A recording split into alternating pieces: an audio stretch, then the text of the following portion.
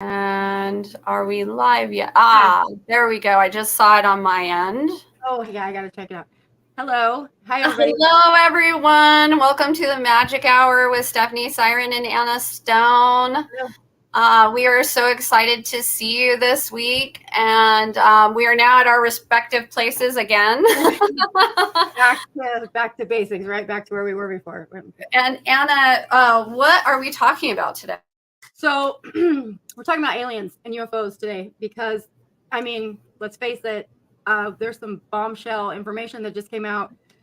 And if it's to be believed, and if it's seemingly credible at this point, and we're going to talk about why it seems to be credible, and we're going to talk about what it possibly means, then this is, like one person said, it could mean an ontological shock for a lot of people.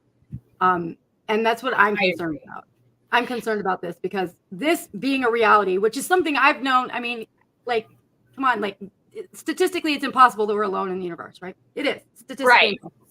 Statistically, yes. And if something is sentient and enlightened and advanced enough to come to us, right, then they're way more forward than we are, because we haven't even, gone to Mars yet. And According to Live Coaching says, good afternoon, ladies. Hello, Megan. Right. This is, so there's been, for many years, it's been driving me crazy personally. Like, for my whole life, okay, I am 44. For my whole life, if you talked about UFOs, people looked at you like you were a psycho, like you were totally crazy. And then during the pandemic, there was a news report that was like, yeah, hey, these UFOs are real. And it's like, nobody even noticed. Like, I was like, what, where's right? Because the mass hysteria was projected around COVID, and people worried about their mortality as far as viral, right? They are not thinking about aliens. Right. And a lot of people are still very skeptical, I think, and that denial is almost a survival mechanism. Oh, it is. I've been watching, it's so funny. I've been watching this one guy on I don't know what news feed it is, but he's this really, like, very wholesome looking blonde guy with glasses, and he is just doing everything in his power to make this not true. Like, I mean, it is hilarious to watch. He's like, now he's like saying, oh, there's no way, like, it's too far, like, it's too far away. They wouldn't look like humans. They wouldn't look anything like us. Like, I mean, he's just making up shit at this point, but, like, to try to help himself out. But this is what I worry about. This is my biggest concern. I'm more concerned with how people will react. What if it is finally, like, disclosed? Because it seems like right now it's being dripped to us at a kind of slow pace, right? I mean, not really slow, okay? Because, to be honest, like, I've been watching this, I've been following this, and, like, for day one, it was like, this guy comes forward, and we're going to talk about him and everything. He comes forward, he says his thing, and then the next day it's like, oh, and then there's this more stuff that he said. And then the next day it's like, oh, and they might be malevolent. And then the fourth day it's like, oh, and they've killed people. Like, oh shit. Like, so it's right, because they think they need to slowly leak things, right? But, like, if something's already that advanced, and, like, I'm going to share my channelings too on this, because recently I've experienced starseed readings when I read people, like, their Akashic records, because I'm an Akashic record reader.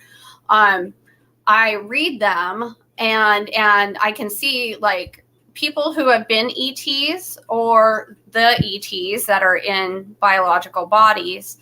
They don't have Akashic records here because, that's an earth record. Our heaven has our records, right? But it doesn't have the records for everybody. Those are, like, in the hidden section. And kind of like Harry Potter has a hidden section of the library. Same idea. Yeah. You have to have access to get to the hidden section. And I just recently gained access. Okay. So you're saying that some people have been in a different incarnation, possibly a different life form? Yes, absolutely. There's not a lot of them. They are few and far between. Are they, like, older souls? No, like I've had a couple who just, this is their first incarnation and only incarnation into the human body.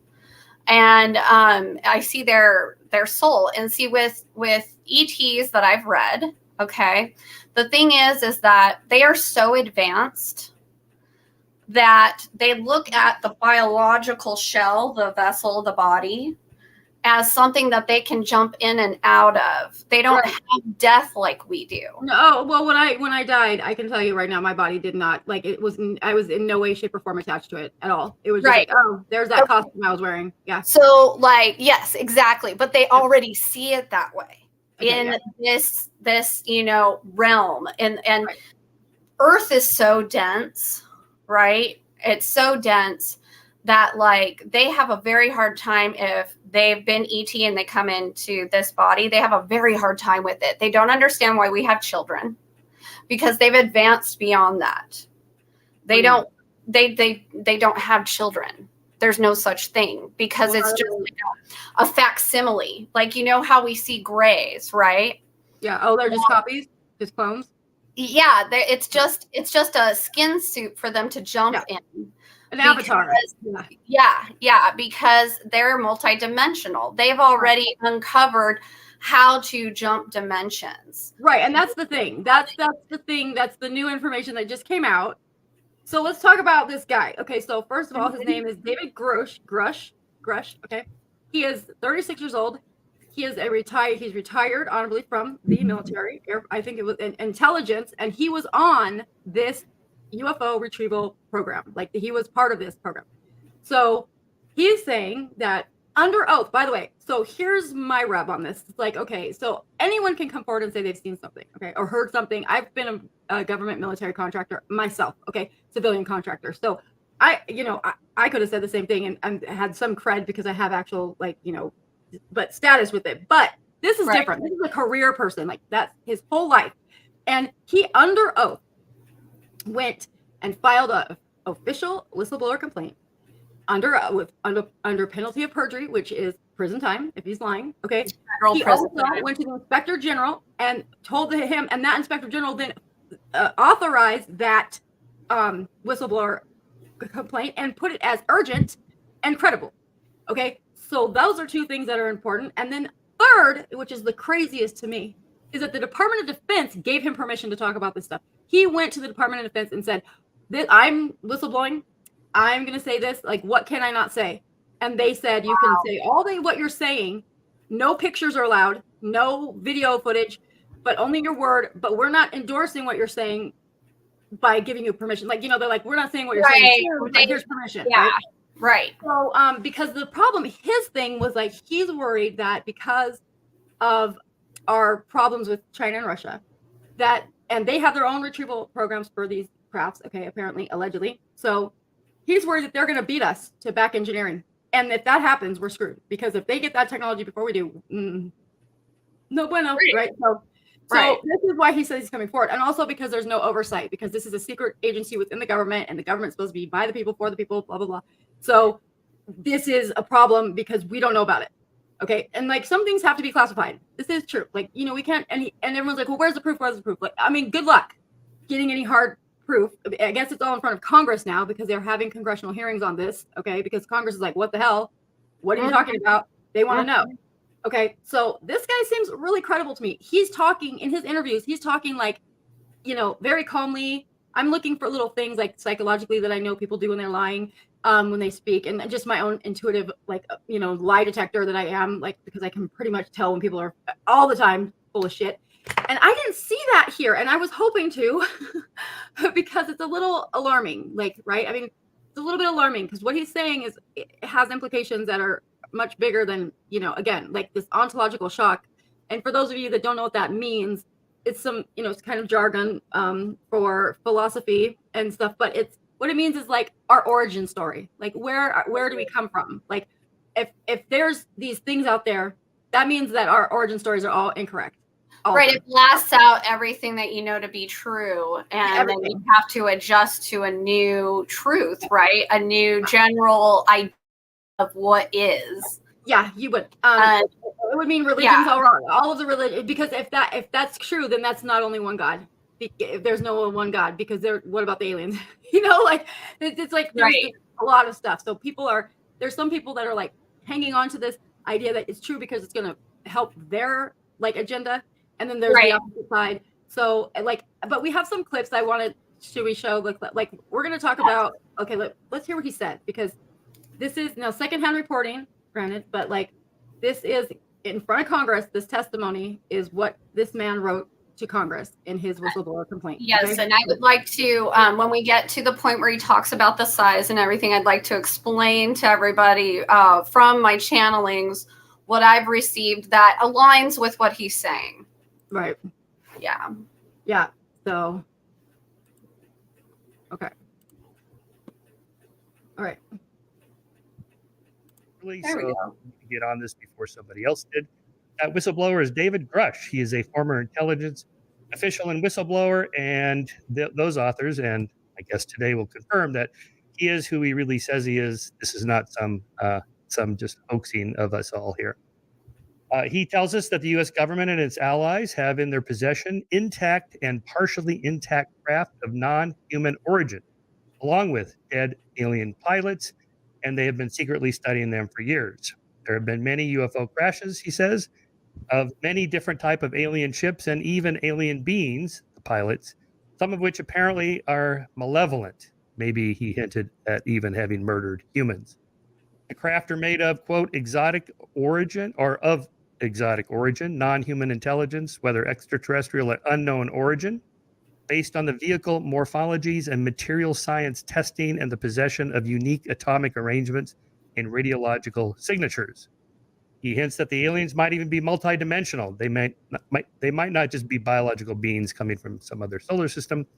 Some are huge in size, like the size of a football field.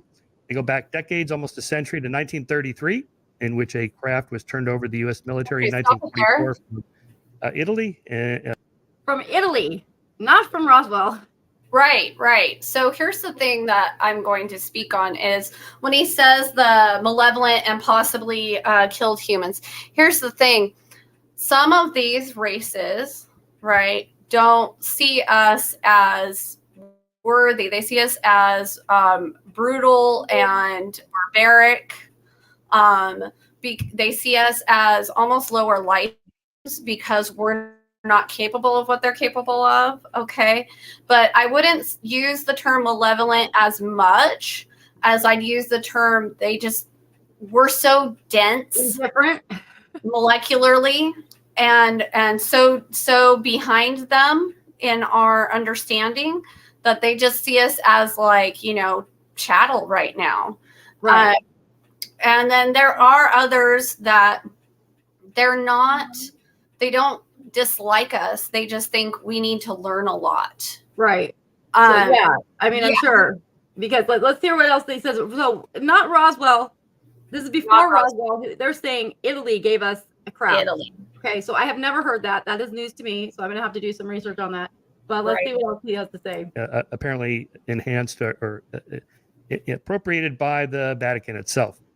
He says that the President of the United States may not even be aware of these sophisticated cover-up programs, and that there might even be treaties amongst the U.S. government and the aliens regarding particularly nuclear weapons. Mm-hmm. Private contractors have had access to the alien technology and have maybe been back engineering. And these claims were all cleared by the government for Grush to go open publicly about it, which is weird because, and here I'll then turn it over to you, Michael, to give your response. The Pentagon says it has not discovered, I'm quoting the Pentagon statement, it has not discovered any verifiable information to substantiate claims that any programs regarding the possession or reverse engineering of extraterrestrial materials have existed in the past or exist currently, which is really weird since they said they approved Grush going public. So what do you make of all this? And who are these people you talk? How did you find these people to talk to? Or how did they find you? Yeah, and I should say, too, I think that my interpretation of that last part is that the Pentagon approved the statements not because they're saying that they're correct or that they agree with them, but that he's not revealing classified information and saying those things. So read into that what you will. My piece is a pretty straight reporting piece. I interviewed several people who are either current or former senior military or intelligence officials, either in government or contractors, who verified the core claim that Grush is making, which is that there are craft that have a non-human origin. My sources say there's at least 12. One person said 12 to 15. These people I found very credible, sane, very intelligent, confirmed that they are in positions to know these things, or at least they could be in positions to know these things, I should say. I interview a lot of crazy people in my work in homelessness. I interview people that talk about aliens that are clearly psychotic, and the experience is very different from talking to these people. Mhm. I also talk to people on the street that have, in fact, I've recorded interviews with people on the street talking about string theory that are just that are basically part of a kind of babble or word salad, as we say. That was not my experience interviewing these people. These people were afraid to give their names. I also protected them additionally by protecting their genders and by not revealing which agencies or contractors they work for.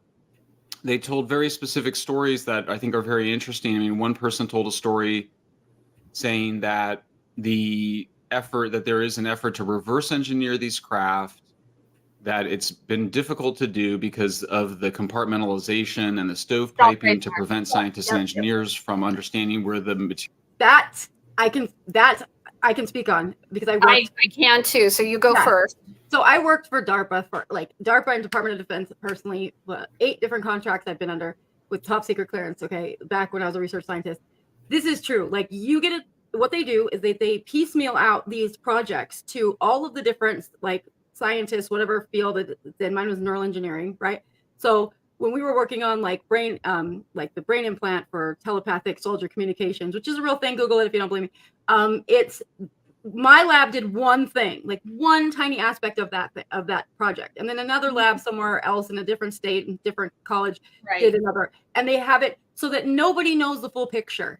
Nobody knows what's really going on. Nobody knows what this all is going to become at the end, right? So because a single human couldn't really handle it, even though we have some powers that be that do know. Well, this is actually for proprietary reasons, so that nobody can steal information, like technology. Right, and go to somebody else. Because could you imagine if you have that information and somebody comes to you with this insane amount of money, Right.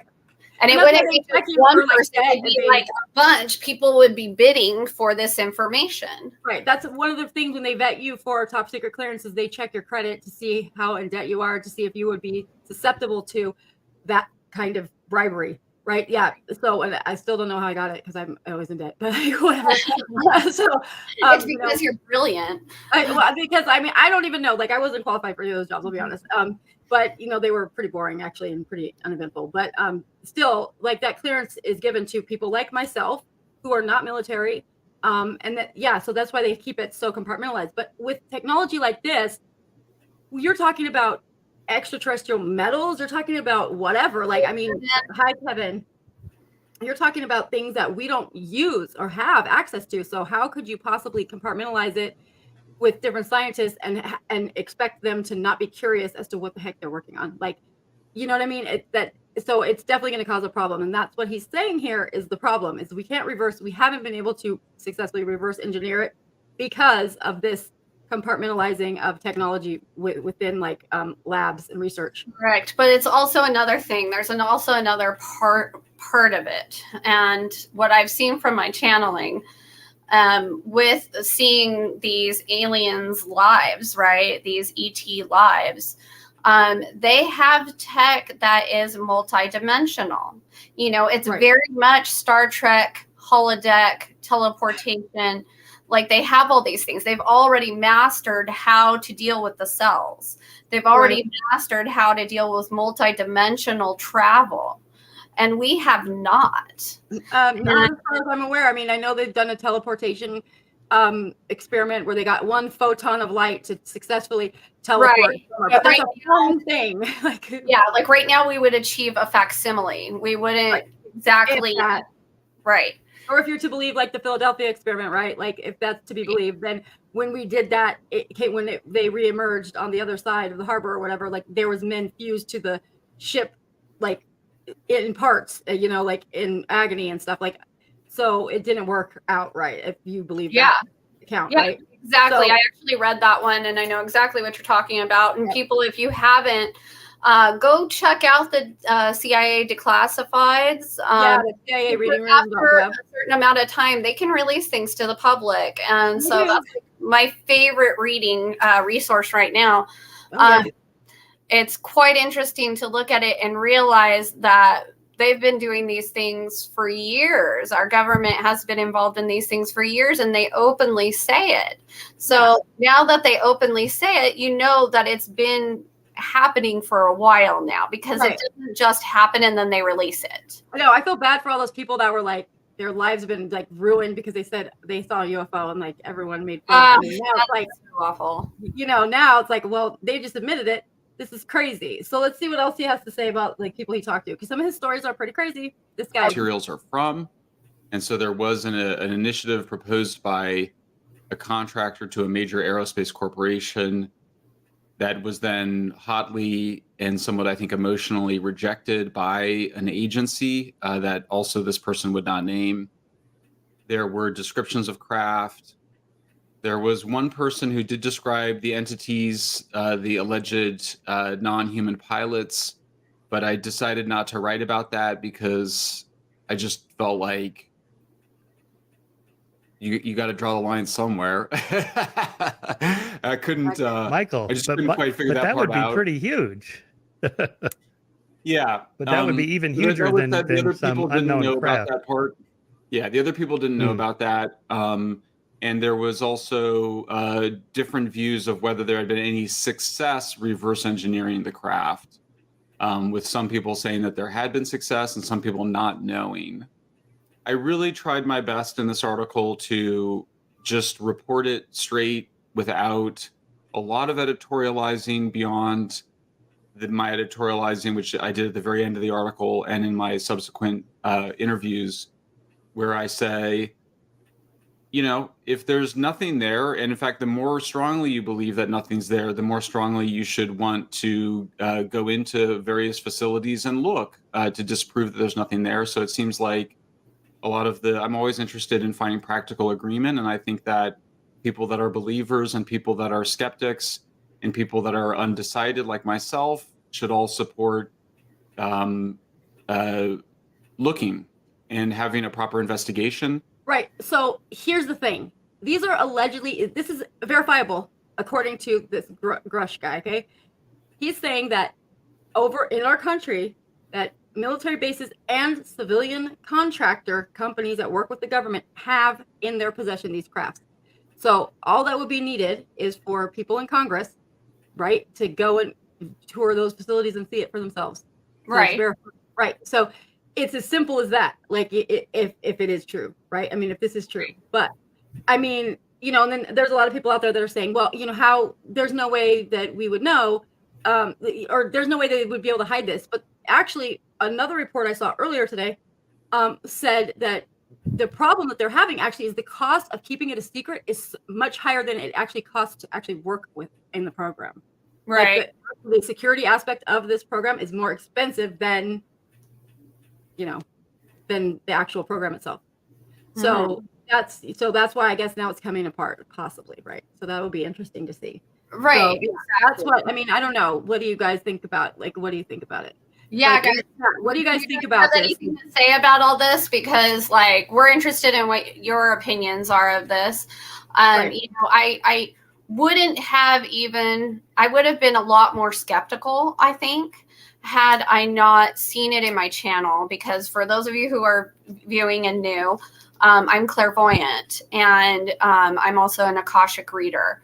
So when I read for people, I see it like a movie playing in front of me, and it's almost like a vision. So if I hadn't seen it in my third eye, I would not have believed it as much. Like, I would have been more skeptical. And really, these spacecrafts also, I was shown in a vision that they are like more advanced than Kevlar. You know how we have Kevlar and that's like super advanced, whatever. It's beyond that. Like they said, it's radio. What do you say? It was radioactive or nuclear, something like that.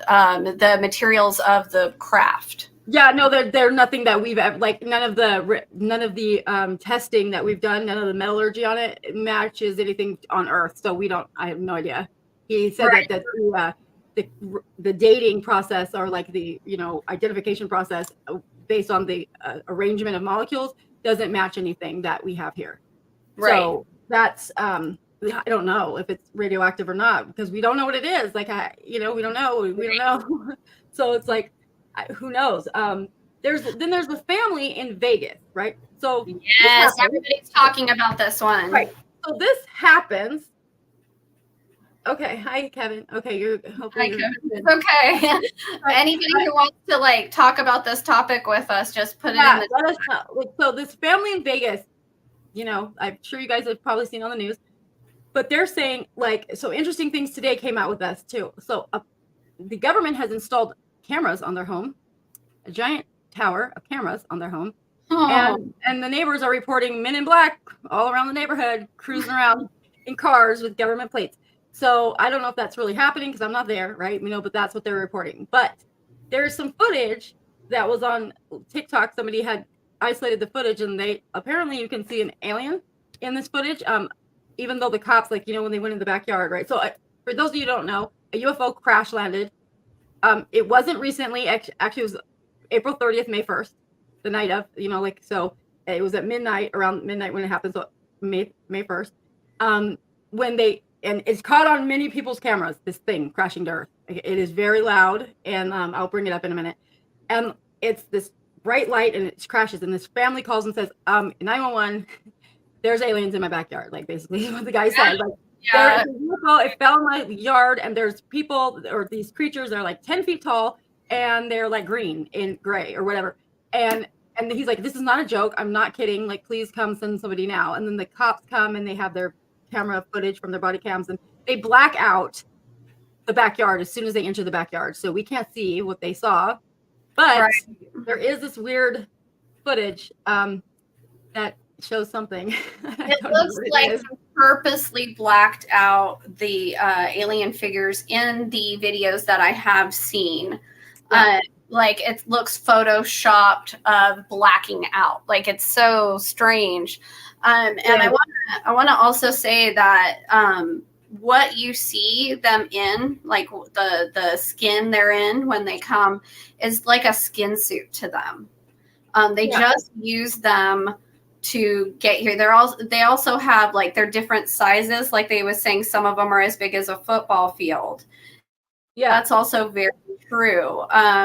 It's because they're, again, multidimensional. The soul is not tethered inside the body. Right. So, And then when I died, I can say that was true. I was huge. And when I realized I was coming back into my body, I was like, how the hell am I going to fit in that? That was my thought. Because that was gigantic, huge. So I get that. I can understand that. I hope that's what they mean when they say that aliens can be as big as a football field. I really hope it means that. No, that's absolutely true. I'm sure, though, that they can be big because there's other planets, in other solar systems that are different gravitationally, Right. True. That's true. They're sentient life forms from their personal, place in their universe, which I say their universe because it's different. What we know as the universe to us, right, is contained really inside an egg. Yeah, we think. I think that people are stuck on this idea that they came from outer space, right? And therefore, how could they possibly get here with this technology? First of all, let me humble everybody. Let me humble everyone. Y'all don't know shit. Let me just say, none of us know shit. This is true. Science and Americans and people in general, think that we know a whole bunch of shit. We don't. We know what we think we know. We know what we've made up as facts, literally. But we could be completely wrong. like, this is the thing that just drives me crazy. Is like, how many times in the past have we been proven wrong about things over and over and over again until we figure it out kind of right?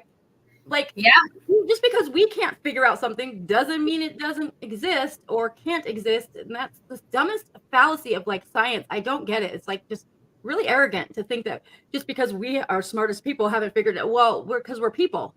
But like, if there's a different species out there, why couldn't they have figured it out? Like, maybe we're like the ants compared to like the actual mammals somewhere else, right? Like, you know what I mean? Like, we think that we're the top shit, but I guarantee you we're not. Like, I guarantee that is not the case. I personally have seen some of their ships on the inside from my channelings, and they have quantum healing beds.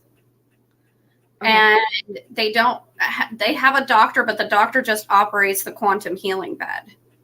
Okay. And what does that even mean? Like, what does that mean, though? What's quantum healing? Okay, so, well, I do QHHT. You know that, right? Okay. Yeah. So, just for people that don't know, Oh yeah, for the people that don't know, that's quantum hypnosis healing therapy. And they have it in bed form. Like, it's energy healing. They understand the use of chi. They understand life force energy a lot better than we do. That's what they use to power everything. And it powers their quantum healing beds. Right. And so, like, the stuff that we see in movies where people are laying in a bed and the thing comes over them, right? It's like that. And so it also uses the use of using the placebo effect as we know it. Right. Which is the real thing, yeah. Right. On the brain, which they don't have a brain. They have a mind, but they don't have a brain like we do. Right. Ours is so actually limiting compared to what they have. Okay. Yeah. Well, I can imagine. Like, I mean, we're probably like what Megan says here is that our planet is very young in comparison to some of the other worlds out there. Yeah, this is true. I mean, if we're to believe that the universe is infinite, right? And like, you know, then I just don't even know about that anymore either. I don't know if we understand anything correctly at this point, honestly. I think it might be a lot more complicated than we thought, or maybe more simple. And possibly that's an option too. It's just something, it's like a concept to understand, you know? Yeah. Like with string theory, right? Okay. Yeah. Like our universe is kind of egg-shaped. Right. It's like, yeah, And then their universe is kind of egg-shaped. Like as far as what I've been shown, these things are all egg-shaped. They're connected somehow by a network. And so, you know, these beings have learned to jump dimensions, right? Because a universe is a dimension. Right. We're in a 3-dimensional universe. We're in a dimension. And in order to jump dimensions, you have to understand first your origins. And they do. Oh, so we don't, though. So we don't. We did not. So I found the clips. So I'm going to play. So there's 2 clips. So first one is the news story, so that you guys know, in case you have been under a rock the last week. And because I don't watch TV at all, like I don't have cable. Like I only get news from like my students or, you know, YouTube basically. So this is the news report that was on TV, primetime television. So in case you missed it, I'm going to share with you the original news report. Well, one of the original news reports on it. And then we're going to look at this footage of what allegedly is an alien peeking out from behind a fence. Okay. And again, I am not saying this is true. I'm just reporting what's out there. Like, that's it. I'm a little bit like discombobulated by all this information because it's like a lot to take in. And if I'm having this problem, I can imagine some other people having some issues right now. Like, and this is what I'm worried about. I'm worried about that because a lot of people are going to be freaking out if this comes out to be true, right? Like, there's going to be some people losing it. I think it's important to reiterate the fact that nothing's in your control anyway, right? Like, nothing's in our control. I mean, we just kind of have to surrender and be like, okay, like this is it. Like, whatever it is, it is. You know, there's no reason to freak out when you can't do anything about it. Here we go. Alien mystery. A family in Las Vegas says they had a close encounter of the third kind. And you can actually see an object with a green glow falling from the sky on police body camera. Afterwards, people at a nearby home claim they saw 10-foot-tall beings walking in their backyard. Officers searched the yard and then closed the case, calling it unfounded. But it all comes as a former intelligence officer recently turned over documents to Congress, claiming the U.S. government has a vast collection of vehicles that have, quote, non-human origin. One man was killed in an early morning crash in. Sorry. Okay. Okay. That one. I'd like So to that one too. There's better. There's way better. So I'm gonna find the other one. Yeah. Let's look at the alien figure. Okay. You guys tell me if you see it. So I'd like to they're speak saying- to the reason they crash is because they underestimate the density of our planet. Okay. Well, apparently a lot of them crash. Apparently that's the thing. Like that's what he was saying is that they're crushed or abandoned. You know. So and the other thing too is to keep in mind is that these could be possibly primitive. Like these could be crafts that have been floating around in the atmosphere, like in space for I don't know however long, and then finally just got sucked into Earth's gravity and crashed. Right. I mean that's a possibility. Probably not likely, but like you know. I don't know. It's like at this point, it's like, you know, I don't know anymore. But that's one of those options, I guess there is. So there's that. And then I don't know. I mean, dimensional, multidimensional. That sounds a little bit more believable to me, honestly. Yeah. Like It makes sense. I mean, as much sense as you know a channeled message has, which it does. I mean, it really truly does. My channel has been proven right over and over and over again. So yeah, okay. So let's watch this actual. This is the footage from the Las Vegas news. Okay, found it. It was wrong. Sorry guys, that last one was wrong. This is the right one. So here, let me go to this. And this is it's like 5 minutes long. This is the whole shoot. Sorry. Still getting the hang of this. Pardon me. My tech follows here. All right. So let's see. This is Las Vegas family claims. Here we go. All right. So let's see. Okay. You guys see this? Here's the news. Real news. Not that other thing I just showed you guys there. It is a police call everybody will be talking about. Thanks for joining us here at 6 o'clock. I'm Denise Valdez. I'm Brian Loftus. A family says something crashed into their backyard, prompting them to call 911, saying they saw creatures walking around. Our 8 News Now investigators digging into this for weeks now. And tonight, our David Sharns with the video you will only see on 8 News Now. David? Right, Denise, sources telling 8 News Now investigators that several agencies believe something landed or crashed. Whether it was non-humans or not, it certainly scared the people living on this property. Now, before we show you that video, listen to their call for help. There's like an 8-foot person beside it, and another one's inside, and it has big eyes and looking at us, and it's still there. Okay, where is this on your property? In my backyard. I swear to God, this is not a joke. This is actually we're terrified of it. So there's 2 people or 2 subjects that are in your backyard? Correct, and they're very large. They're like 8 foot, 9 feet, 10 foot. I don't know. They look like aliens to us. Big eyes. They have big eyes, like I can't explain it. And big mouth. They're tiny eyes, and they're not human. They're 100% they're not human. Okay.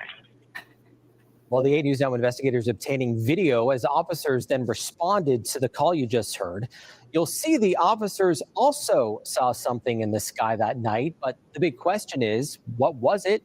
And is it all connected? Leave her alone. It's almost midnight on May 1st when a Las Vegas Metro Police officer's body cam catches something flashing low in the sky. 911 emergency. Minutes later, There's like an 8-foot person beside it, and another one's inside, and it has big eyes and looking at us, and it's still there. someone calls 911 reporting 2 large figures in their backyard. No, I'm so nervous right now. The 8 News Now investigators obtaining another officer's video as he's sent to the Northwest Valley home. I have butterflies, bro. Everyone saw a shooting star. Then these people say there's aliens in their backyard. By now, it's more than an hour after that bright light. Officers meeting up with the caller and his family. What'd you see? It was like was like a big creature. A big creature? Yeah, like around 10 feet tall. I'm not going to BS you guys. One of my partners said they saw something fall out of the sky too, so that's why I'm kind of curious. Did you see anything land in your backyard? Or they see like a big, that's what they say. They see like a big something with light. What I saw right now, I do believe in it. Police walk into the backyard to investigate, but Metro blacked out that part of the video because it's considered private property. What's clear, they're taking this call seriously. Hey, this might sound like a really dumb question, but did you guys see anything fall out of the sky? Asking others what they saw. I would normally discount it as nothing. However, seeing as one of my partners said they saw it too, only reason I'm actually investigating it further.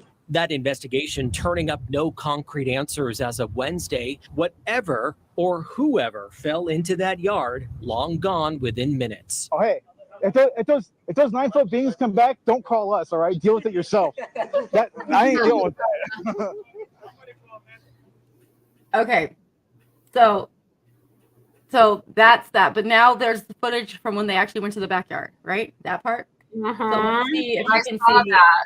Yeah, this one is this one. Okay, so you guys got to pay attention to the very bottom of the screen when I'm going to show this right now. You got to look at the bottom towards the legs of the person going in the backyard to the right side. Okay, so here, and this one's kind of creepy, and I don't know if this is fake. I don't know if it's real. We'll have to, you guys share. What do you think? Put it in the chat. It would be great. I'd love to know. Let's see. So this one is biggest backyard aliens. There it goes. Okay. So, all right. So you want to look like right down here. Okay. I saw something over on the left side too, but yes, they want to look at the right bottom side. Yeah, right here. Okay. So watch. Took a look at what I'm calling the Vegas backyard aliens video that Angel posted. Here's the first video, just regular speed. This is a family videotaping it. Lochero, I think she's saying, she's telling them to close the gate. Anyway, let's slow it down. And I want you to look at the lower right in the fence. You see yep. some motion there. And at first, I thought it was shadows. But as you look closer, you can actually see there are 3 points. There's sort of a triangle. And there's actually something, you can see it's breaching the fence. It's like a hand. You can see 3 points there moving up. This motion is happening as these guys are backpedaling. So you would first naturally think that this was related to that. But the more you watch it and the closer you look at it, as we zoom in, you can see that there's something physical. It's not shadows, it's not light. There is something physical there, like hands or feet or whatever. Here's the second part. This one is a little less clear. But look out beyond the section I highlight here. You can see a sort of a shadow get smaller, like it's getting behind that forklift, and then a light turning on, or an eye, or whatever it is. And what's interesting about this is it's not as if the light is being revealed by the camera moving, because the camera is moving straight down, right? The camera stays on the same plane, but the light suddenly, boom. This video is really fascinating to me, primarily because the people in it aren't necessarily seeing what we see when we watch it back. Yeah, it does look like that. It does. Right, it does look like that. It shrunk down, like it got smaller, whatever. So that's like, I don't know. That's kind of interesting. And then there was another video that I can't find right now, but it was like of another Ring camera that caught, apparently, but it looks suspiciously like that alien interview video that that's out there. You know, the one where the CIA allegedly had, or like the military had an alien, they were talking to it. It looks like that to me. It looks like it's just taken from that, like, to be honest. I don't know if you've studied the Roswell crash stuff, and also the one where they had, there's a CIA declassified that speaks on what happened when they got a psychic medium girl Oh, the telepath. Yes. To stay with the alien. Yeah. Yes, and they needed somebody with telepathy, right, to help her because they couldn't speak her language. They couldn't decipher because they don't have vocal cords like us. Isn't that so crazy? Like, though, that's true, then that means that all of the information is just from that lady, like that it's like her word, just her word about what she was telepathically given by that one entity. Right. I mean, they vetted her just like they vet us, Yeah, she died and like left her memoir or whatever for her granddaughter to find, right? Like that whole thing, and then the transcript she stole, like out of it. Yeah, I've listened to those, and it's kind of chilling. Like, it's true, again, like I don't know if this is true. I don't see a reason this guy would unless there's some other shit going on that's so bad that we can't know about it, that this is a diversion, a tactic. Like, right. That would be the only thing. Yeah, and that's also terrifying, because if that is the case, then what the hell is it they don't want us to know about, that they're willing to say now aliens are real? Right. UFOs are real. Like, that's kind of scary to me. I'm not gonna lie. Like, it's a little bit 100%. Yeah.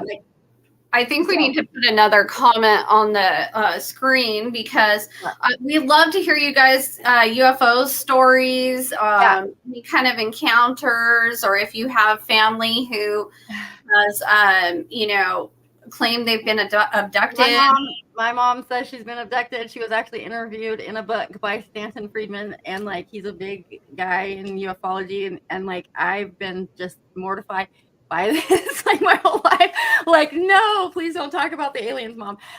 So this is hard for me, because if it's true, then I guess I owe her an apology. But like, it's hard for me to believe that. Like, it is, even though I'm so skeptical, but like, I would want to see it. And then knowing what our government has done in the past, I don't even know that I would believe it if I saw aliens. I'd be like, no, they just hired people to dress up in costume because they've done that before. So, they have. We have deepfakes, yeah, for sure. Yeah. So Learning to Live Coaching says, I saw a UFO when I was hiding out on my grandma's roof. It slowly moved over me and to hover above a house, a street or two over. Then shot off and was out of sight in seconds. Blew my teenage mind. Right. Yes, Megan. Also, my ex-husband's parents claimed that in the 1950s, they saw a craft kind of like Close Encounters of the Third Kind. Like, it was huge, they said, and it was right on a hilltop in Paso Robles, California. And they claimed that it just kind of hovered there, and then it was gone. Yeah, but it was long enough for them to go like, what the hell is going on here? My brother is military, and like, he was in the Air National Guard in Fresno, and he said that every week they would have to scramble jets to go check out bogies, and bogies meant like unidentified flying objects, like they didn't know what they were, and that no one would ever talk about it when they came back to the tarmac, but that it was a lot. And there's nuclear facility houses, there's nuclear weapons housing in Fresno, and like underground out by the airport. And I didn't know that till I moved away from there. And then I realized, okay, that's why there's these hotspots. So it is interesting that like all of the sightings tend to be clustered around these, facilities that house nuclear weapons. Yeah. Right. And I heard a physicist talk about it the other day on the news about how it's like the blast that a nuclear weapon sends outward, right, is also upward. Okay, like, so it also goes up. So I guess it like messes with what they were saying, was that it potentially messes with their systems, because it sends out the molecular structures. Yeah. So and this stuff is like dirty. It's like dirty weapons, right? Like, it's like a dirty thing that pollutes the universe, I guess. If it's multidimensional, I don't know. I mean, I don't know how that would be implicated. Like, how what the implications would be for us using nuclear weapons, because we're stupid. and they want us to stop what we're doing, basically. Right. I mean, I'm just wondering, like, what are it's just a lot to take in. Again, like, if it's real, then like, but again, I'm not saying that it's real, because I'm not the guy. I didn't talk to these people. I didn't see what he says he's seen. If I had seen those things, I'd probably be like 100% on board, but I gotta wait for more evidence, right? Like, I'm just a skeptic like this. Like, even though I know that there's stuff we can't explain, it's just like, this is a lot. It is a lot. And, you know, like you said, people go into shock, you know. Yeah. And that's what I'm worried about. Yeah, and but they got traumatized by the pandemic too. Like, there's, you know, and like, okay, so our media also, if you look at the media or like programming as programming, which it is, like, you know, the TV shows and the movies, like, it's like, it's either zombies or aliens, and one of those two things is going to happen. Like, you know, like, from the basic, like, from the stuff that's been coming out, like, it's like they slowly get us. I feel like it's like this kind of slow grooming of like the masses to like get us comfortable with these different ideas about things before they actually release it, right? Yeah, these uncomfortable truths that they're real, and like that's exactly what they do. They program us to get us ready. Right. There's so much programming in our society by our government, you know. Right. I mean, the CIA has been embedded in Hollywood since its inception. So, like, and that's a fact. Like, Google it if you don't believe us. Like, just look it up. It's facts. So, it's just crazy. Happening for real, approximately 100. What do you think? Jason? I mean, I don't know. Like, it's possible. Like, I just don't know anymore. Like, it's kind of blowing my mind. Jason, what do you think? You believe these things? I love Star Wars happening for real, approximately 160 years from now. I mean, I get it. It's kind of a joke, haha. But like, you know, but I mean, we are where we are. I mean, if this is, I mean, why would this guy like? Just, I would like to hear someone's counter.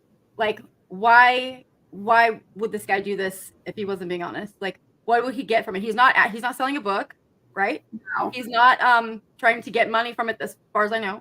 What's his agenda? What's his agenda, right? Sure. Unless it is a psyop, like, unless it's to like divert attention from something else, right? Which I could see being a thing, like, absolutely. So just like, what's my agenda? To say I'm channeling this stuff, you know, so I can look crazy? No, I mean, it's not fun. I mean, I'm still scared. Like, I'm still like, yeah, there's still stigma about this, like a lot. Absolutely. So, like, I mean, I don't walk down the street and say, "Hey guys, I have visions of aliens," you know, like, I don't do that. But like, you know, if it comes up, it comes up. And I mean, it was the latest person that I read for, it made so much sense to them when I explained it to them. And they really felt affirmed in the information I was giving them, because they're like, that's why I've been this way my whole life, you know? And it's like, of course. Just something I seen in a vision and found out about. Okay, so Jason, share with us your vision. We'd like to know. Yeah, definitely interested to know, because we get visions too. We're psychic, you know, so we get it. You know, like that one. People talking on the right subjects here. I mean, I haven't seen that, but I've seen some stuff, and like, I don't know, kind of scares. It's a little bit alarming. I'm not gonna lie. You know, it's a little concerning. Yeah, it can be. I think that's the hardest part about being a psychic medium, is that the things that we see that we cannot explain away or do anything about to change, like, right? At all. Yeah, it's a practice in surrender for sure. Oh no. Okay, so hang on. Let me put this up. There were laser guns and the ground was scorched. So with a scorched, was it a scorched earth? Or was it like a Martian type planet, Jason? Oh, I hope it's a planet. I hope it's not Earth, but it probably is. Say it's probably Earth. You know, that's something that I worry about a lot. Yeah. There's nothing I can do but feed Gaia as best as I can. Because as witches, we have such. Damn it, Jason. Earth. Okay, well, damn it. Okay, but that's 150, 160 years from now, so I guess we'll be okay. But like, you know, maybe food for thought if your, you know, grandkids want to have kids, I guess. I don't know, you know. Get a plane ticket off the planet. I also saw something with that scorched earth thing too, like, and it was pretty terrifying, but it was much sooner than that. I hope that your timeline is correct in comparison to mine. Let's see. They were waking you up after being dead, huh? Okay, that's an interesting take on it, because Anna and I have had some similar visions about waking dead. That's what mine is about. Yeah, shit. That's terrifying. Okay. Dominic's on too. If it's on MSN, here we go. Here it is. If it's on MSM, I presume it's nonsense. I'm on the fence with the UFO stuff. I need to see it with my own eyes, and I've never experienced anything like that. Hello, ladies. Hi, Dominic. I haven't either. Personally, I have not. So I'm the same. I'm on the same position as you. I need more. I need more than this. Yeah. And then Jason's saying like laser guns, they needed solution to the war. Right. And I've had no visions about that specifically, but I have had visions about bright lights coming and wiping things out. And Anna has specifically too. Yeah, not good. Like it was not good. And then there was like some of us that were there that were supposed to go and find the survivors that didn't get, and shepherd them is what I heard. Shepherd them to this other place, like to take care of their mental, like let them know, hey, this just happened, yes, and yeah, you got to get up and go. We got to go, like to get out of there. And it was just like horrible. I was just reading cards innocently for somebody, like, and then this thing came in. Like I was like, no, I don't want that. I don't want to see this. Right. But unfortunately, I've talked to other people that have the same damn vision. So I'm like, okay, like, well, hopefully it's a collective psychosis.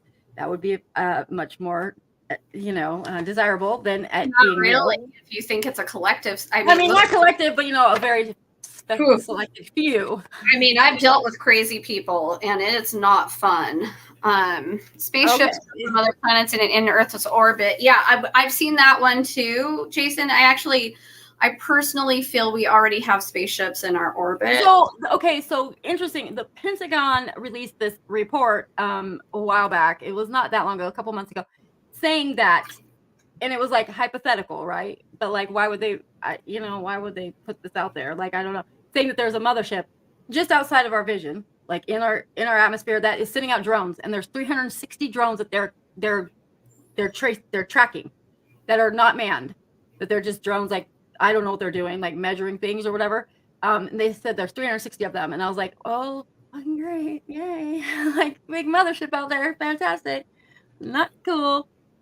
Hi, John. How are you? Yes, it's us. It's yeah. that would be no, it wasn't me. I didn't go to Tenaya or Bullard. No. Oh my god, how's it going? No, she did right. Long time. Gosh, I ran into John at Rasputin Music late 2021, I think, which was you. Another Fresnan, right? Do you have any thoughts on we're speaking on the alien craft that landed in Vegas? We're also guys giving free readings right now because we're in the last minutes of our podcast. Right. I mean, but like if we have, there's people who want to keep talking, we can keep talking too.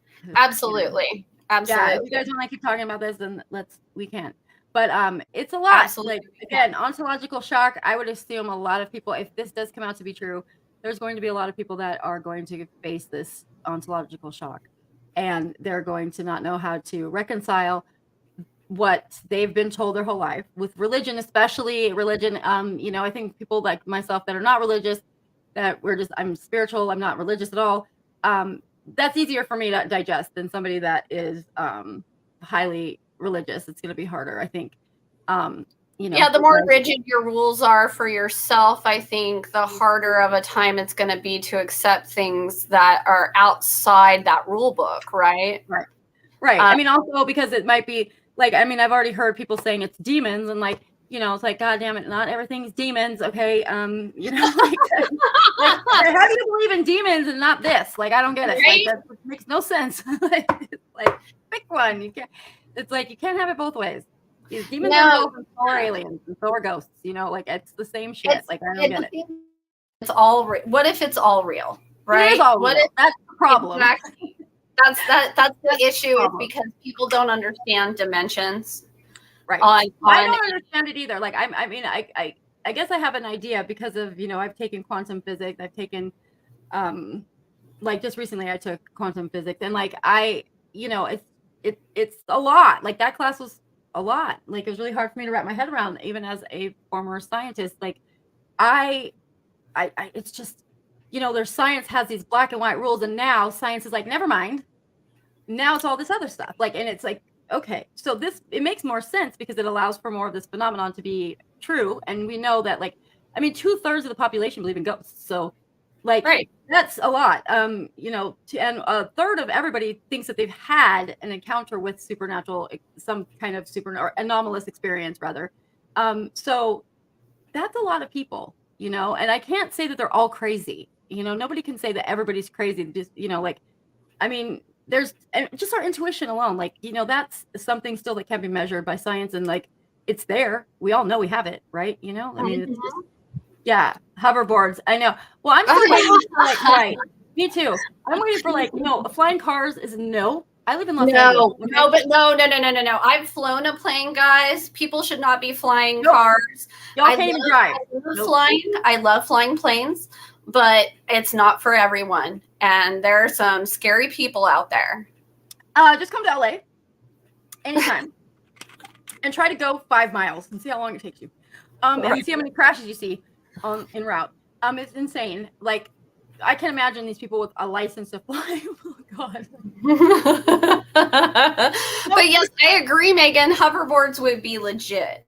They would be cool if they were actually working the way that they looked like they were working in Back to the Future. Yes. Right. Yeah. That would be crazy. See, that's also quantum physics, right? That's also. That's time travel would then also be a thing. All these things. I just don't really understand the multidimensionality of it. Where how can they jump different dimensions and they're a lot like, okay, when we're on the other side, when we're quote unquote passed away, right? Okay, in there, yeah, spirit form, right? Mm-hmm. Yeah, we are only separated from the space that we desire to be in by a thought. Or yes, that's true. Okay. Yep. So they have the same rules because they're operating in that same framework because you're not tethered by the body. Okay. So I know what that's like because when I died and I thought about my daughter, like Ashley, who was in Fresno and in school at Fresno City College, and I was like, oh God, Ashley, and boom, I was there, just boom, immediately. And then thought about my little one, Lucy, and I was exactly instantaneously right back where she was. And it was the speed of thought. I was traveling at the speed of thought. And I'm actually going to say something a little bit more so on that. And when you watch the movie Interstellar, I don't know if anybody has, it's a fantastic movie. It's more the speed and the ability of love, because love is the currency of the universe. It's the thing that, not the currency, what is it? It's the moving force. It's the chi. It's the life force energy. And that's what they're working with, is life force energy.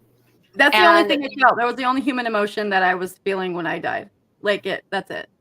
Yeah. That. I didn't feel even though I should have been stressed out that I was dead at 38, I wasn't. I was like, oh shit, that sucks.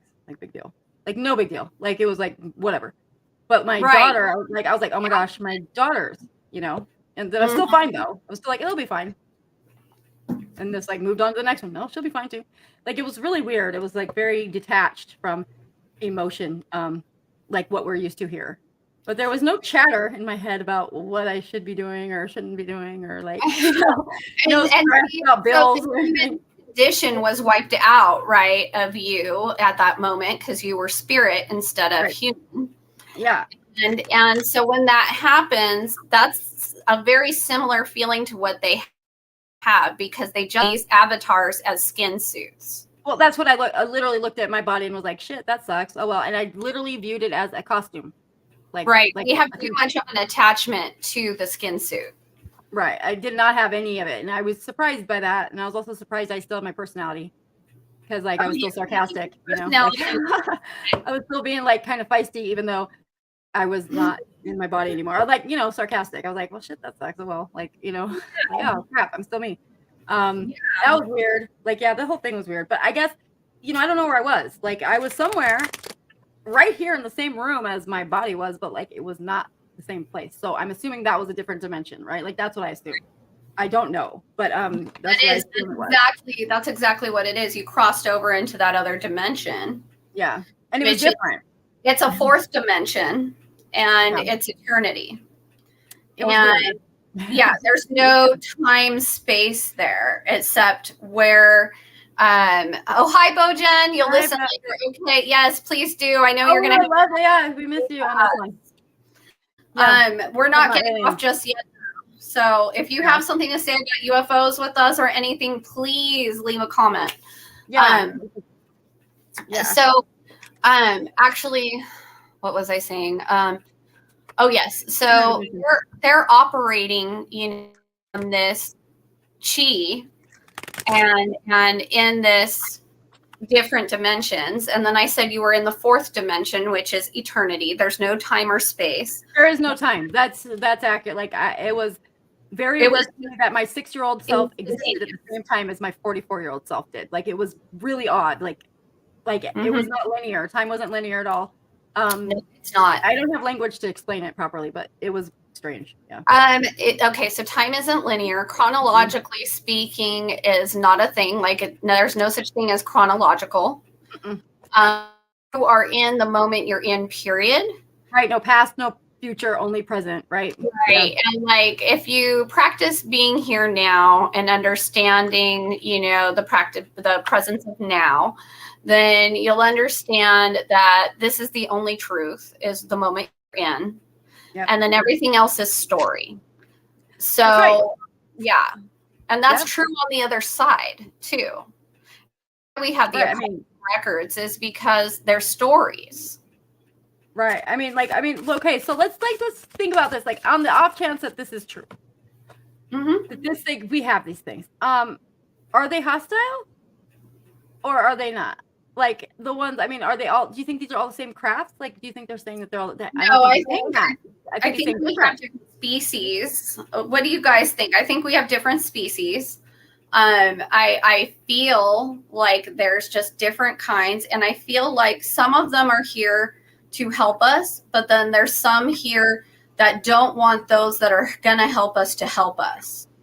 Right. So I saw something earlier today. It was on, you know what? It was anonymous. It was the anonymous official channel released something earlier today, about an hour ago, right? I forgot about that. Let me see if I can find it again, but it was just video clips of different shows. Like it wasn't like them saying anything. It was just like different like bits and pieces of different shows. But Joe Rogan was on one, and he was talking about Bob Lazar, right?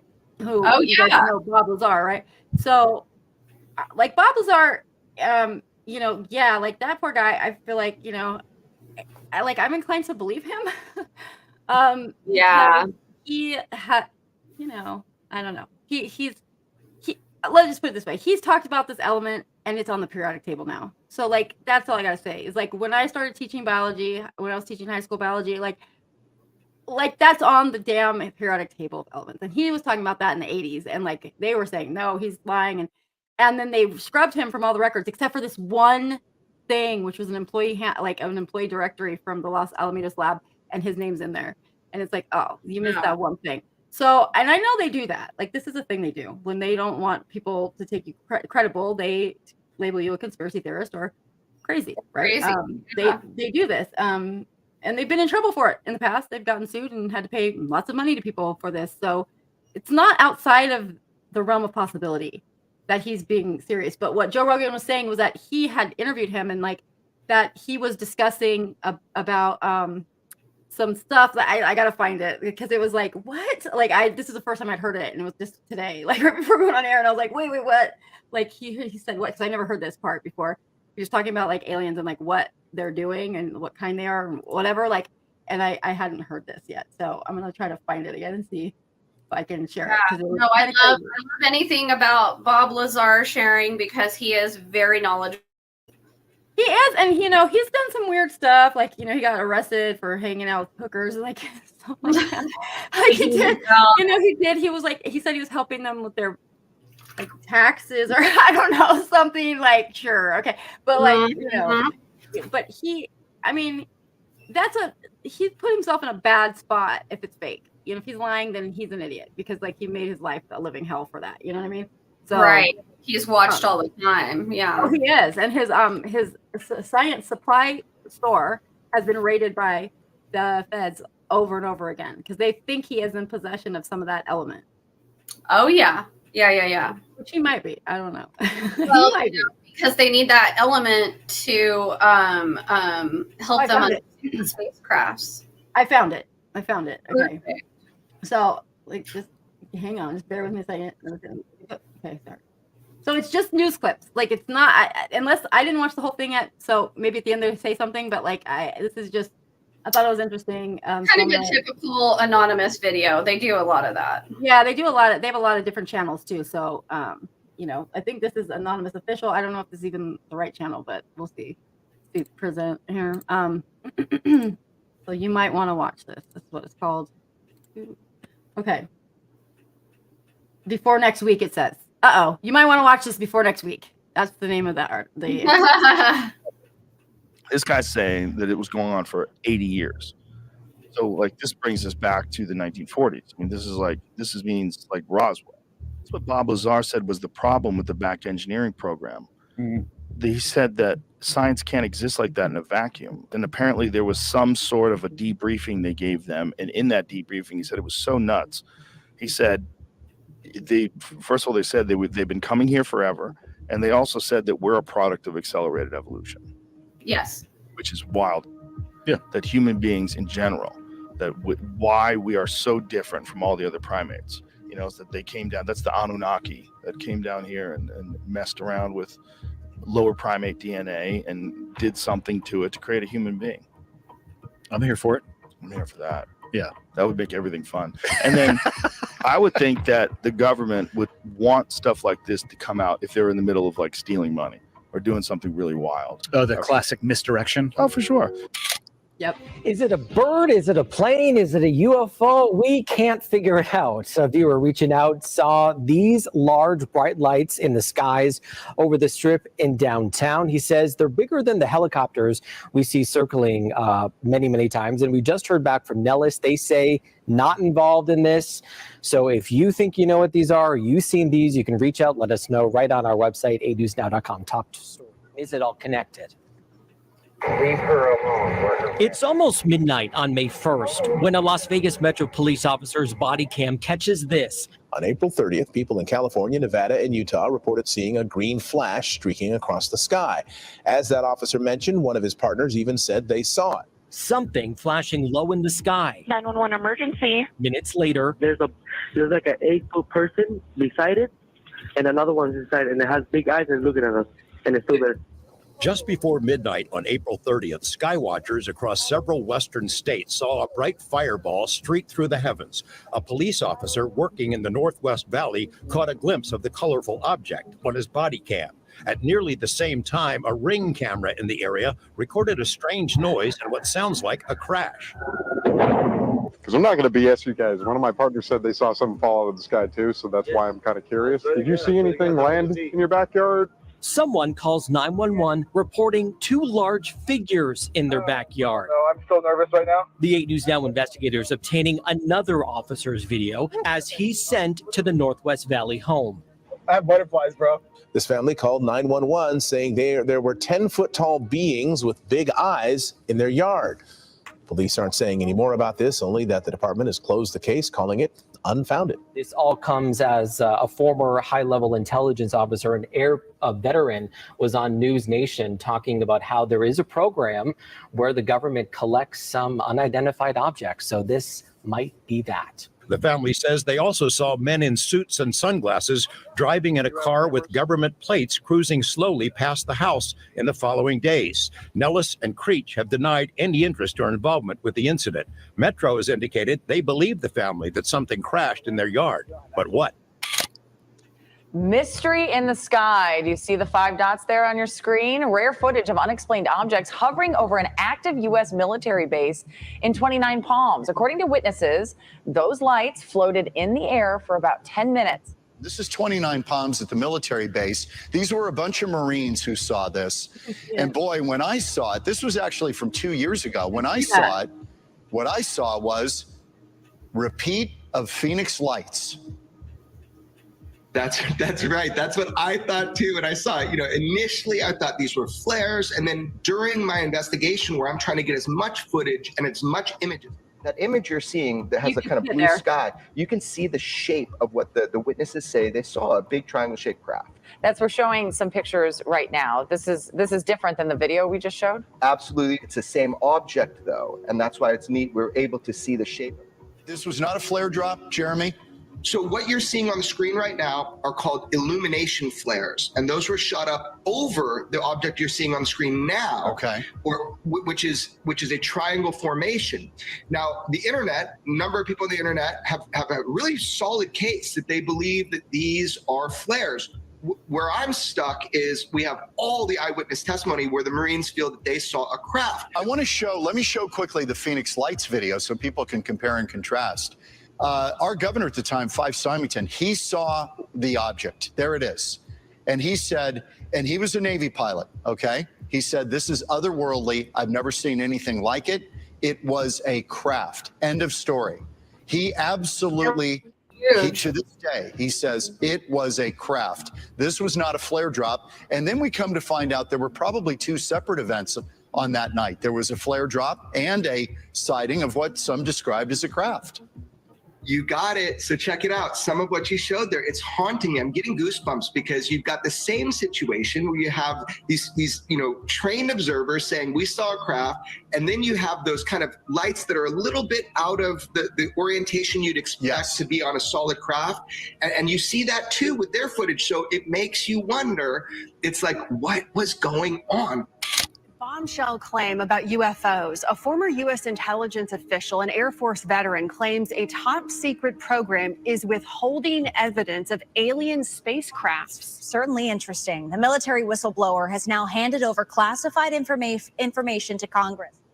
Anyone who listens to the Joe Rogan podcast knows that Bob Lazar, for years now, has been saying the exact same thing.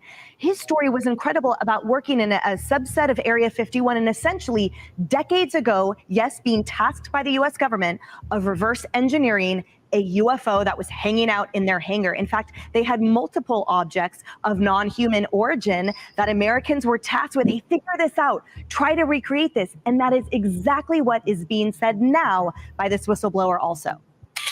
A big boom that many of you heard this morning. A lot of you have contacted us here at Live 5 News to talk about this loud boom you either heard or felt just before 9 o'clock this morning.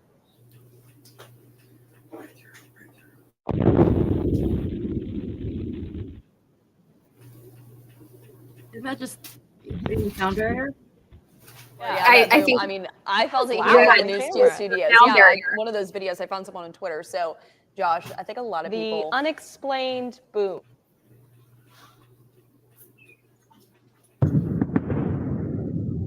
Is that a sonic boom though? Like, isn't that just Yeah. a sonic boom? Yeah. Yeah.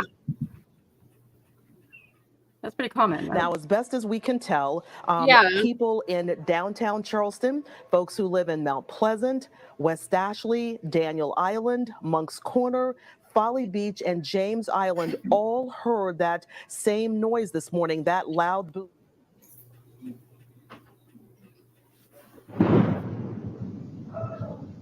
I'm looking for the blowback though. There's nowhere close enough, I guess. I mean, it's pretty loud, like, but Yeah. that's closer. Oh, there's a breeze, but Yeah, not. it could be this testing by Joint Base There you Charleston, go. but we have not been able to confirm yet with the Air Force Base whether they indeed were doing testing at that time this morning. I mean, kind of. Interesting. Let's see. Did not appear to be base related. Okay.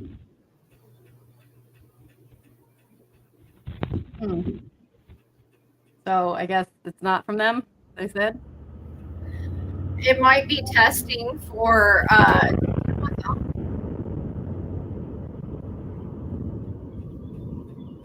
NASA's Webb telescope has captured images of a mystery planet. It's known as a mini Neptune, far outside our solar system, but up to now, astronomers haven't been able to find out much about it.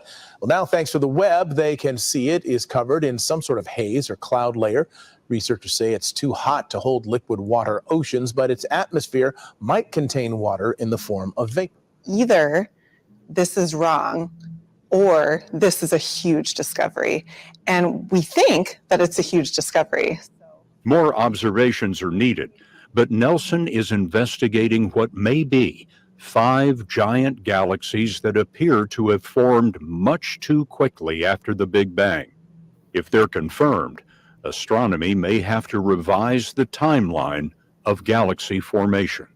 And that's the most exciting piece of this telescope, of this remarkable instrument we put in space, is finding things that we didn't expect, that we can't explain, because that means that we have to revise our understanding of the universe. Have you ever studied like all the science that's being done on the way plants communicate with each other through the soil and through fungus and mycelium? No. It's fascinating stuff. Uh-huh. They allocate resources to plants that need them more, to trees that need them more.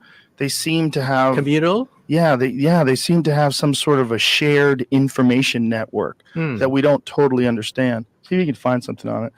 But it's, I think relatively recently understood and just basically understood over the last few decades. But people like Paul Stamets, who's a mycologist, has been studying this type of stuff, and it's really amazing. Like there's some sort of intelligence to it, the way it works. What does it say? Underground networking, the amazing connections beneath your feet.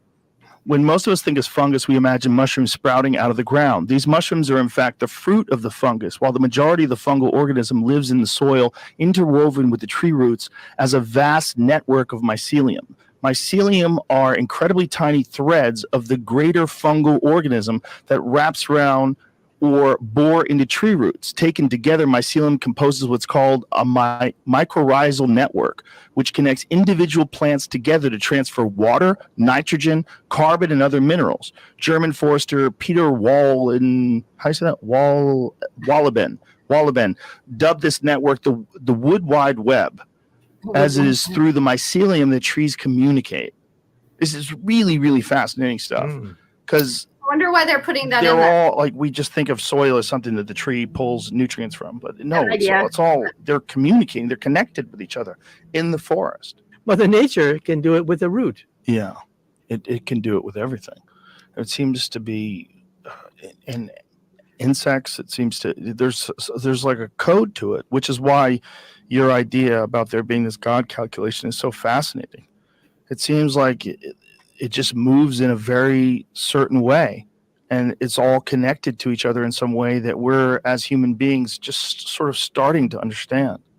Well, there is a theory that says that the Big Bang went in a direction compatible to life, and that other universes may not be compatible with life. They may be lifeless collections of electrons and neutrinos, for example, but our universe is special. Our universe has stable protons, out of which you could create atoms, out of which you could create DNA, out of which you can create people. How many universes have that property?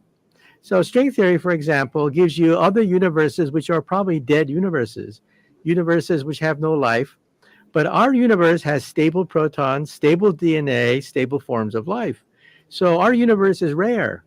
So this is called the the anthropic principle. The feeling that our life is not random. Our universe is special.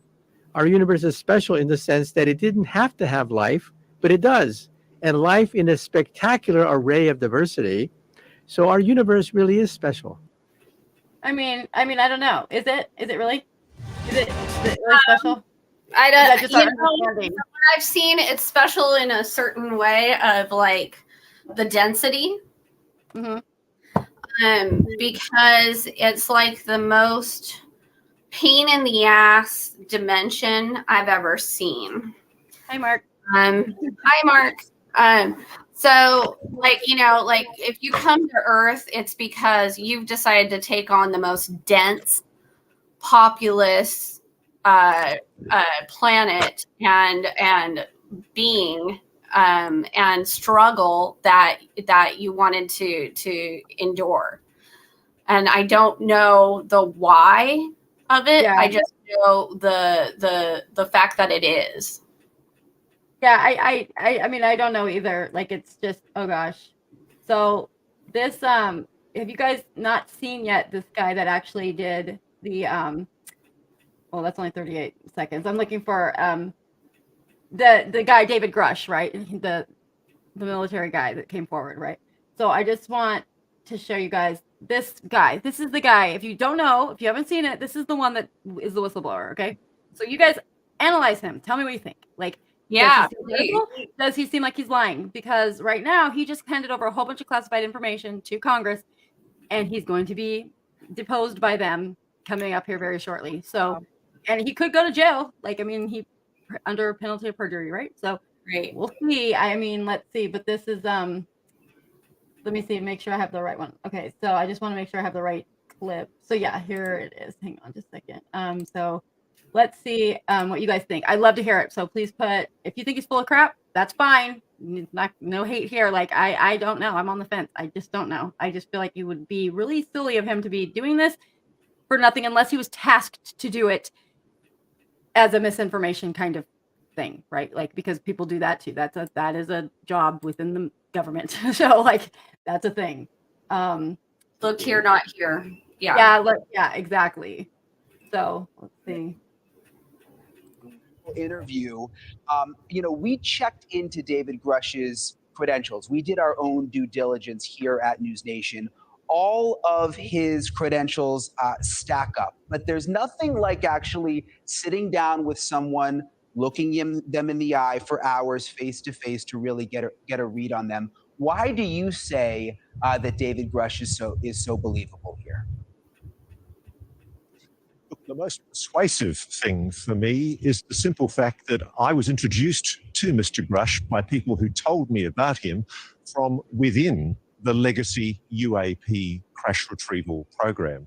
I wrote a book about this subject a couple of years ago, and because of the contacts that I made in the course of researching that book, I became aware of the existence of crash retrieval program, and I became aware of the existence of Mr. Grush, who was basically conducting his investigations for the UAP task force. I've known about him for some time, and many people have vouched for his credibility, and indeed I've heard nothing but good about him.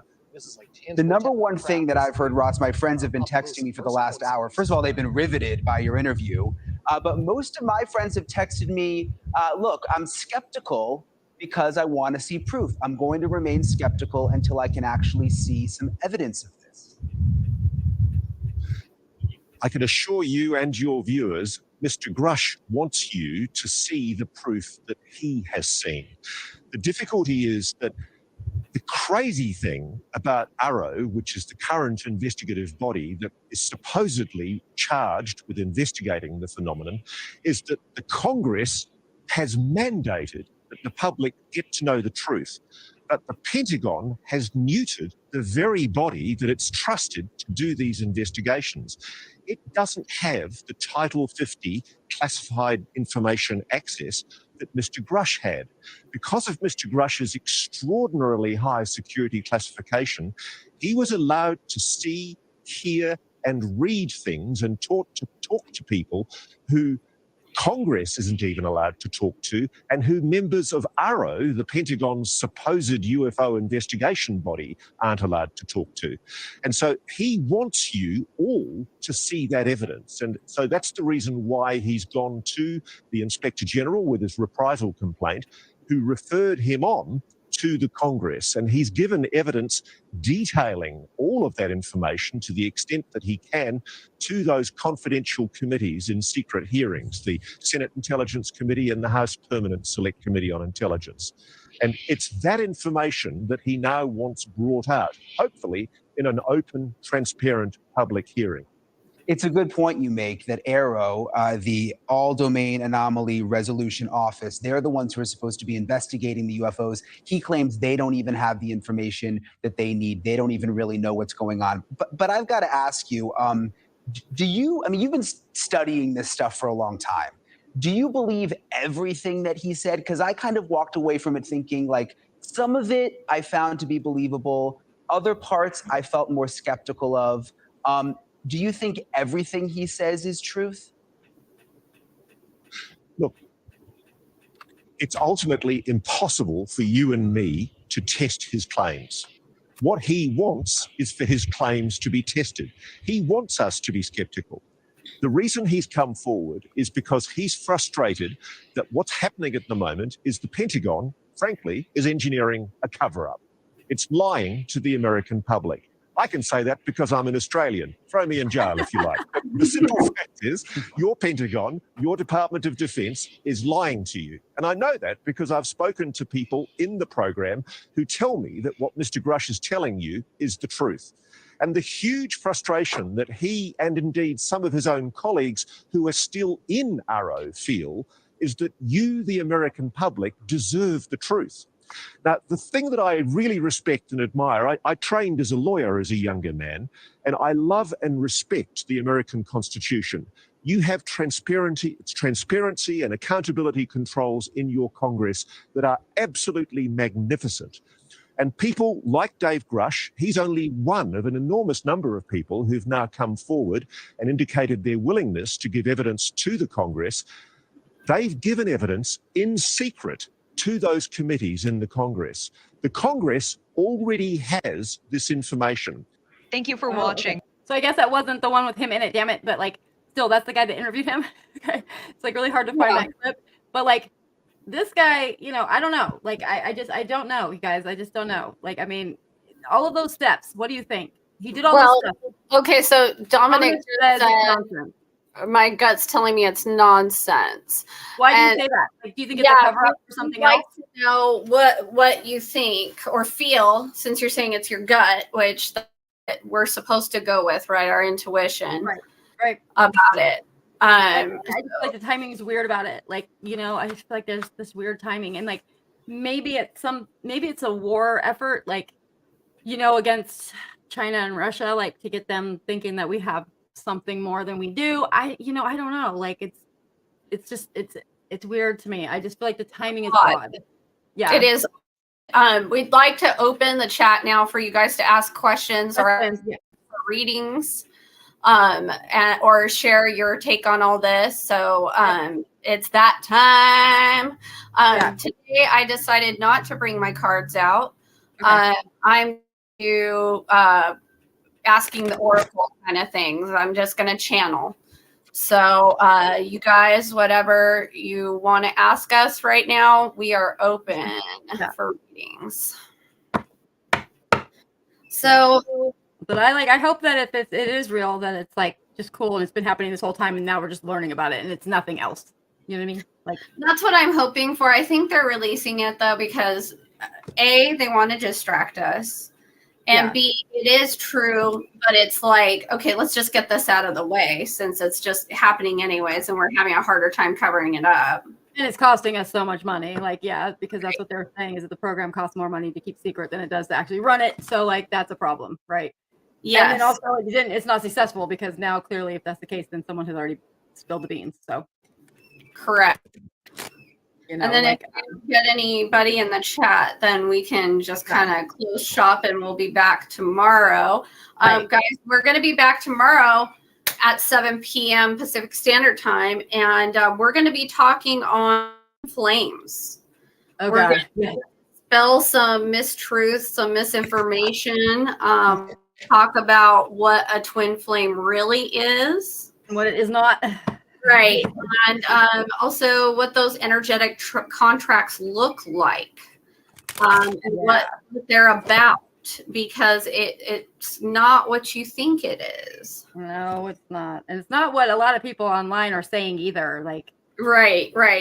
There's a lot of misinformation. There's a lot of people thinking it's something that it's not. And we just want to help people with that.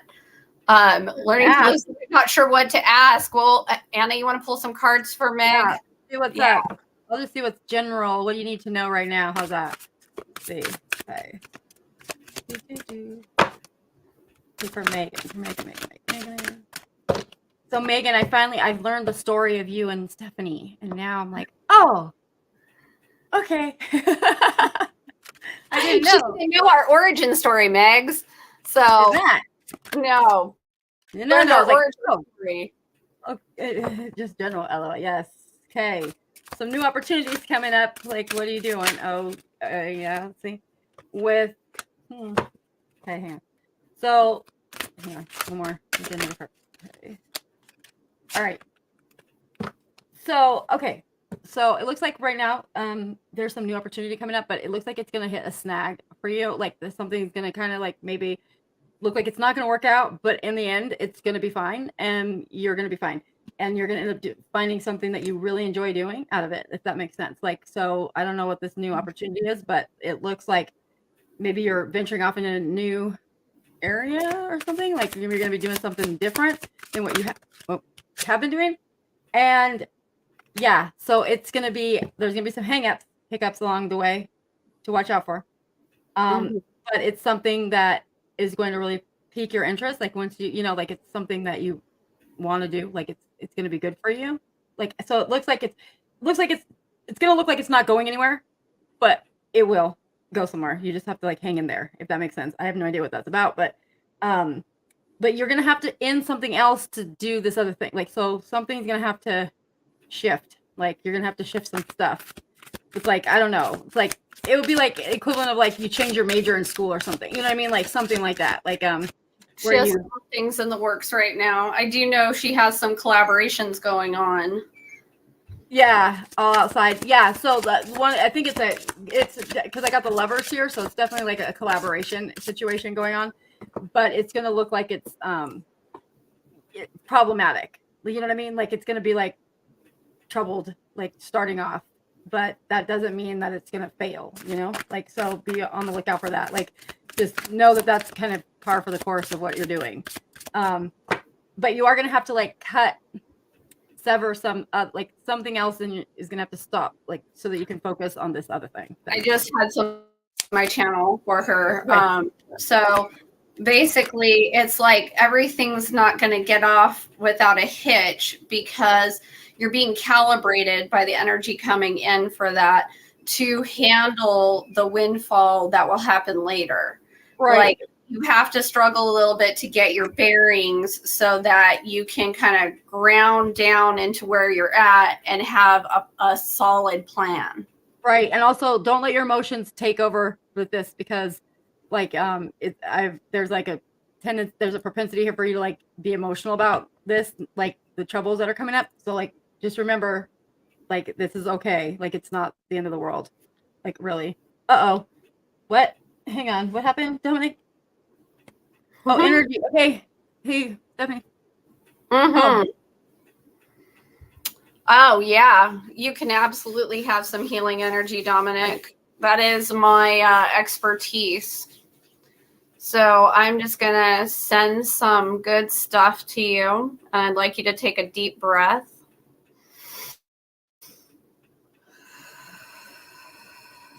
And I'm sending it straight to your heart chakra. Hope you can feel it. You might feel a little warm.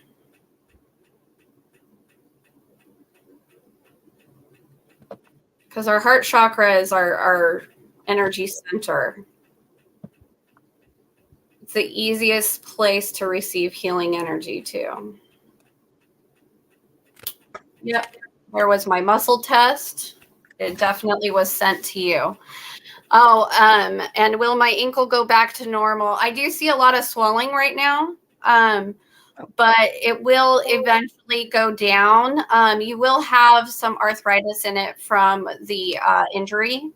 but that'll only be like when it rains and stuff. You'll have a now detector in your ankle. The creaky bone. But that's it. And Megan says, "Oh, oy vey, more trials." And she also said, "Ha ha ha, wild tale, isn't it?" About hers. Yes, it is crazy. Yes, like it's very crazy. I was like, wait, what? I did not know that. Makes so much more sense. Okay, now it makes sense. Like, I was like, what? Oh my gosh, that's interesting. She's my what is it called? Life partner, but like platonic life partner. Yeah. So does anyone else have any questions about the tarot? Yes, guys. Questions for channel or tarot or some healing needed, we're here. Just ask. Yeah. I mean, like, I don't know. This whole thing is nuts. Like every day it's some new stuff today. The news is all they're malevolent. Like that's today's headlines, right? You know, and I'm just that was creepy. What? The malevolent thing. I don't like that because like it worries me, but it also like in my channel it's being told to me that the malevolent ones are just trying to stop the ones that want to help us. Yeah. The ones that want to help us, they're like, no, stop it. Stop intervening. Yeah. Will traveling in July be safe? Oh, Sarah Beth says, will traveling in July be safe? Yes. Oh. Yeah. I haven't seen anything. Time for travel. Yeah, I haven't seen anything to say that you shouldn't travel. I think it'll be just fine. Yeah, like you got the Fool, which is all about starting a new journey, a new travel. So that's all good. Yeah, have fun wherever you're going. I'm jealous. I want to travel. I want to do stuff. Anyone else? You guys free mini reads really quick before we hop off. But yeah, it's been a crazy week of disclosure. You're very well. Thank you, Megan. And thank you, Dominic. And you're a window cleaner. Oh my gosh, that's terrifying. That's terrifying, but also kind of adventuresome. Like, yeah. I'm an adrenaline junkie. So, like, I love all that kind of extreme stuff. Oh, you'll be fine, Sarah Beth. Like, that's, yeah. Oh, yes, you'll be fine. Denver will be fine. In fact, enjoy Denver. And if you get a chance, go to the Meow Wolf there. They have an installation that is amazing. They also have a wonderful downtown. I was just in Denver last year. Beautiful. Cool, yeah. I have to go there for work occasionally, like, you know, for training other teachers how to teach science. Fun stuff. Yeah, so anybody else have questions? You guys, it's free right now. Normally it's not, you know, so take advantage of it. If you guys think you're a starseed and you want a starseed reading, please go to my website and book. I'm booking for July right now. And I'm doing, I do see starseed origins in my Akashic readings. So if you have a weird feeling about it, come and see me. I know. If you think they're coming to take you home. Like, I guess my mom would be like that. You're getting beamed up, you know, come check with me. It's a new gift I have. It's very interesting and I get surprised every time. Yeah, like that's you did my Akashic record reading, right? And like, yeah, some of the stuff that you told me, I remember I was like, oh shit, like that stuff I already thought about. I already had felt like in the past, like the Greece thing from Greece, and like I was like, oh hell yeah, like that's something. Yeah, so that was really interesting for me. And then also like the whole science stuff. Yeah, a thing. My mind, but it makes complete sense. Yeah, it did make complete sense. You know, unfortunately, like, you know, it did make sense, and it did because there was somebody else involved in that reading. Do you remember? You're starting a new venture in September. I'm curious how that is going to go. Okay. I'll let Hannah do that while I kind of feel into that one. Okay. I'm seeing October. October? Mm-hmm. So I see that this is going to bring income that will be good. Like it's like for building, like starting to build up like a nest egg. I don't know why I just said it, but like to bring in more revenue for you. But it's also like you're gonna need to be like on point with it. Like if that makes sense. Like be watching out for people trying to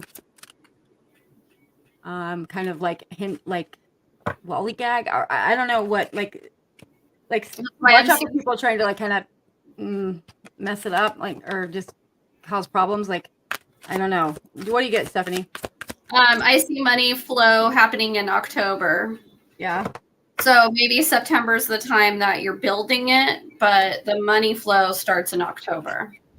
Right. But it's definitely going to be money though. Like, and it's like going to make it a lot more comfortable for you. Like, that's what I'm seeing for sure. But there's also something about just making sure you're not dealing with like putting to rest any kind of like nonsense right off the bat. Like, you know, don't let anybody come in the way of what you're doing, I guess. Like, yeah, there's like an immature energy in here. Like, I don't know if it's someone else that you're collaborating with or working with or something, but just be on the lookout for somebody trying to like kind of holding it up. That's what it is. It's holding it up. So you're going to have to kind of take some decisive action right at the start just to like set the tone for like how things are going to go. Like, that's what I'm getting. Or Megan says, yep, it is. It was, yeah. All right, guys. Oh, you're starting training in biofield tuning. Oh, I'm dumb. No imposter syndrome. No. Stay away from imposter syndrome. We don't do that here. Go ahead. When those things come up, when those thoughts come up, what you do is you go ahead and voice them out loud yourself. Be like, okay, fine. I'm not like, I don't know what I'm doing. So then what? Just talk it out loud to yourself and walk through it until your rational mind takes back over again and tells you that you're being ridiculous, you know, because that's what you have to do. Otherwise, we do this. I do this all the time. Like, you know, I had my first day teaching at community college 2 days ago. And it was a nightmare. Okay. It was a nightmare. Like, I didn't have access to my class online and nothing. And like all of the staff was out of town at a conference. So I was by myself all alone. And I was like, what the hell am I going to do? Oh my God, I'm going to fail. I'm going to fail. Nope. No, I'm not. Like, you know, and I was like, I'm going to figure it out, girl. And I did. And it went all fine. But you got to remind yourself sometimes that like, if you were bad and you didn't know what you were doing, Sarah Beth, you wouldn't have these thoughts. That's true. You wouldn't because somebody who's bad at it, they don't second guess themselves because they're not even in it. Yeah, only intelligent people that do that. Right, and we get imposter syndrome, you know, and like we just jump anyway, and you know, there are moments where I'm like, I don't feel my Reiki because I feel like me all the time, you know. Right. So, but others do, and they describe it to me. And so feedback that you're going to get when you're learning and doing is going to enforce your confidence in yourself and your trust in your gift. Right. You're going to be just fine at it. Like, you wouldn't, you know what you're doing. Don't second guess yourself. Don't sell yourself short, right? That's all programming. So get rid of that programming. You know, tell your inner critic to shut it. You know, shut it. Filthy mouth. You know, I do it all the time. It is scary, but you know what? That's the challenge. Challenges are good. That's what keeps us on our toes. You don't want to be complacent. It keeps us out of our head too. The challenge, like Anna, when you had that challenge for teaching your class, that was to keep you from overthinking before you started. Totally true. Because what I had to do instead was all this busy work. I had to like make a Google Classroom. I didn't like at the end. I'd go through by hand my roster and email, text message, and call physically each one of my students and be like, hi, I'm your professor. I'm teaching this class. And guess what? I have a regular email, but I sent you an email earlier. Please check it. Like, from my random ass personal email account, not the school, you know, like it was so like just, but it worked. It was not. Megan says, I struggle with imposter syndrome all the time, but I know I want to achieve my goals and dreams until I take the leap of faith. Exactly, because, you know, this life is about living it. Because do you want to look at your life when you're at the end? Do you want to look and say, oh, God, I have so many regrets about the things I was too afraid to do? Right. Or do you want to say, oh, wow, like I had a really epic life. Like I tried everything that my heart desired and everything that I wanted to do, because guys, you only have now. Right.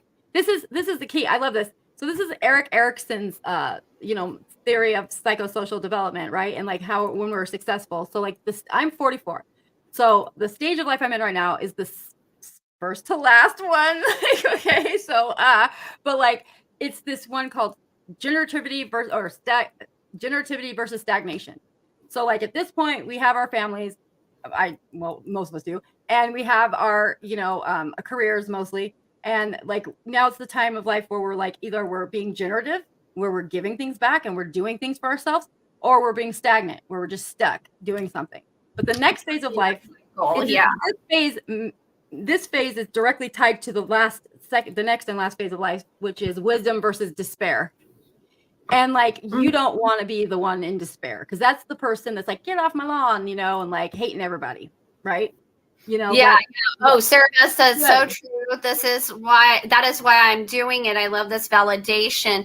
And yes, exactly. Like, it is validation, because you should be going and getting the thing, because like the next step is like, if you're not, then the despair is the I shoulda, coulda, woulda life of the older person. And we all know those older people. They're bitter, they're not fun, right? Or there's the lively ones that have all the stories about the stuff that like, I will definitely be one of those people like, I used to do this and that, like, because I've done everything. I don't care if it matches what I'm supposed to be doing. Right. Same. I just take the jump. And guys, if you look at us and you see our gifts, or you see us as, inspirations, it's because even though we might be scared out of our minds to do it, we're just going to do it anyways, because we know the reality of what happens afterward, since we're mediums.